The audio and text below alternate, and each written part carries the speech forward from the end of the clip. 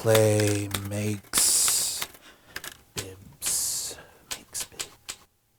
Oh, hello there. Welcome to the final episode of Kings of Horror.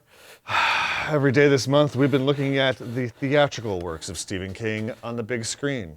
Every day. 31 days. 31 days. 31 reviews. 31 reviews. We started with Carrie. We did. And now we're gonna end with Carrie. This remake of Carrie stars Chloe Grace Moretz as a repressed young girl who can move things with her mind. No, she's not Matilda. She's a ticking time bomb of rage, primed by her religious zealot mother, Julianne Moore, and set off by a whole school of bullies who sabotage the happiest moment of her life at the school prom, sealing their own telekinetic doom. There's a school of thought that says that every sequel or remake has to somehow be better than or even as good as the original in order to be worth making. I think the remake of Carrie sort of is an example of the opposite. Here is a movie that isn't as good as Brian De Palma's Carrie. It doesn't have the flash. It doesn't have quite the same amount of substance or personality, but it is effective. The story is still intact. It updates it to the modern world pretty effectively, and Julianne Moore and Chloe Grace Moretz are exceptional. If I have any issues, really, it's that Kimberly Peirce doesn't nail the ending. She adds some weird stuff that takes the new Carrie off on kind of a low point. I agree with you. I think Chloe's great. Julianne's great. The story itself still works. Everybody wants to see the underdog take her revenge story. I mean, like, I have to admit, I was emotionally invested in the story by the time Chloe had the blood dumped on her. And I was like, yeah, kill these mofos. You know, I was like ready to go with it. The only problem is, like you said, the ending doesn't stick very well. And Kimberly doesn't bring any flair to it. There's no visual panache. There's nothing visually that separates this from the pack of adaptations we've talked about in this whole month. Well, when we talked about the original Carrie, we talked about the way that Brian De Palma used a lot of conventional teen movie tropes of the 70s. We said that the original Carrie, like the first 2/3 of it, could be a hygiene film, a coming-of-age story, a porno, and that's kind of part of the reason why the original Carrie seems to have aged a bit. It really feels like it's of its time. And I feel like Kimberly Peirce is kind of taking all that out, taking a lot of the personality out, taking a lot of any of the isms that we might find in the 90s, and making it something that will be a little bit more universal and maybe even work a little better for young audiences. The strength of the story is in here. Yeah. I don't know, you're right, but yeah, there's nothing really rooted. There's nothing beyond the face value of this adaptation. Somebody explained to me, they were like, well, I think it might work because of this, blah, blah, blah.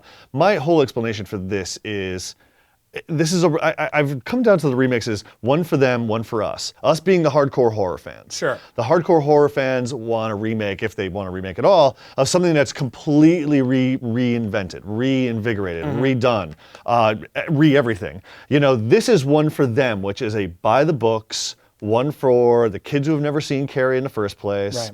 It's no harm, no foul, honestly. I mean, like, this gets a complete pass in my book. It's just, but it is a pass, though. It's like, it's not bad. Julianne Moore finds a really, she doesn't go over the top and isn't as ecstatic about it as Piper Laurie. Yeah. But she has a really, like, humiliated, self-hating version of Mrs. White. Self-mutilating. And she's very effective. Yes. She does a good job. I really enjoy the way that Chloe Grace Moretz uses her telekinetic powers, particularly at the end. She's very plaintive about it. Well, that's she's reaching out to people even when she's hurting them. It's the body language. It's the body language of it all.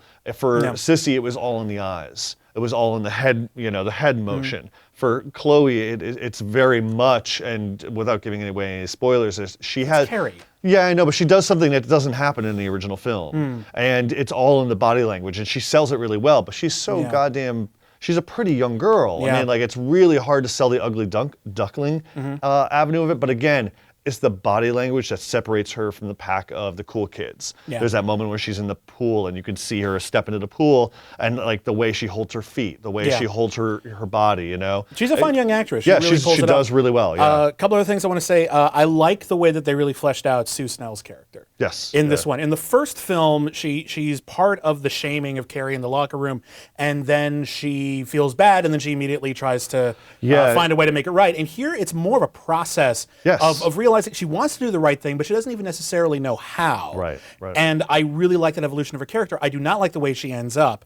There's a bullshit moralizing at the end of this. It's like in a courtroom, and it might as well be South Park saying, I learned something today. Yeah, it almost felt like they were afraid of an ending to pick. They were afraid of something, and they just went, this is what we got. You know, let's moralize this. And the thing with Sue is that in the original, and this always bothered me, is it was such a 180-degree turn for her. One minute she's participating, next thing she's like, please go on a date with this girl. Here, like you said, you see the process. You see the steps of her selling it. You know, she's the girl the actress is Gabrielle Wilde, I believe her name is, or am I picking somebody else? We'll correct it on the screen if we're wrong. Yeah. The actress who plays her, you see her on camera participate, and then you see the look on her face like, oh shit, this is wrong. Yeah. And then there's another baby step to getting to the point of her actually telling her boyfriend, go on this date with Carrie, please. Yeah. You know? There's a maturity to that. Yeah. I also really liked, it's one of the best cameo appearances I've seen in a while, Hart Bachner.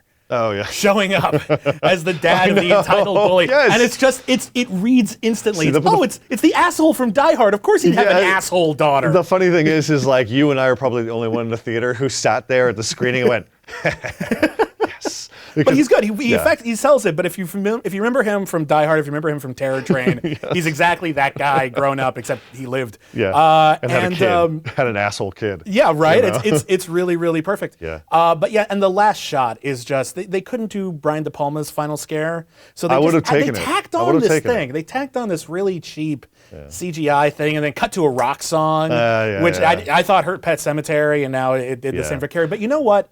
Honestly, this remake of Carrie, it's not a bad film. It takes the story, it mostly sells it correctly. It doesn't quite stick the landing, but the performances are excellent. It still gets the heart of it more or less right. I give it 3 kings. Yeah, I agree with Bibbs. I give this 3 kings as well. If you go in knowing that it's a complete remake of Brian De Palma's film and not an accurate adaptation of Stephen King's work, you'll be fine. Everybody sells it. The emotional beats are there. Everything's there for you to gravitate to. Everybody sells it. Everybody does a really good job. I'll keep using that. They sell it. I think they do a great job. And that was the hard part. Yeah. Ladies and gentlemen, thank you for joining us on Kings of Horror. It's been 31 days. It's been 31 reviews. It's been a nightmare, but we love doing it for you. Thank you for all your wonderful comments. Yes. Thank you for all the internet awards. I'm sure we're going to win. You can follow me on Twitter at William Bibbiani, Ryan at _Ryan Turek, Shock Till You Drop, CraveOnline, the B Movies Podcast, Choice Cuts.